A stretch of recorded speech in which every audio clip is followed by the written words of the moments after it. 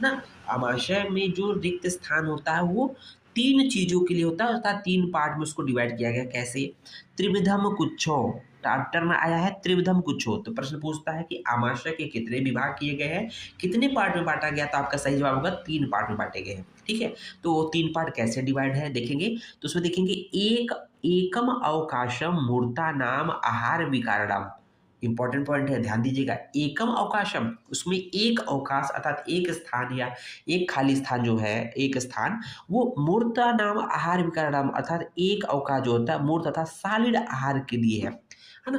एक पार्ट मतलब 1/3 देखा जाए तो सॉलिड, जो भी हम लोग जो सॉलिड रोटी चावल दाल इत्यादि जो मतलब सॉलिड पार्ट में खाते हैं उसके लिए होता है। और एकम द्रवणाम, एक जो पार्ट होता है आमाशय का, वो अवकाश, एक अवकाश द्रव अर्थात लिक्विड के लिए होता है।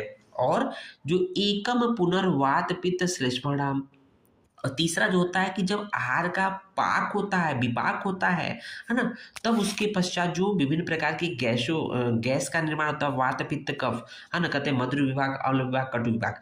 तो मधुर विभाग में कफ की उत्पत्ति, अम्ल विभाग में पित्त की उत्पत्ति, कटु विभाग में वात की उत्पत्ति है। तो वात पित्त कफ जो दोष उत्पन्न होते हैं उसके लिए भी एक पार्ट होना चाहिए। तो कहने का मतलब ये है, ऐसा नहीं है कि हम लोग कभी कभी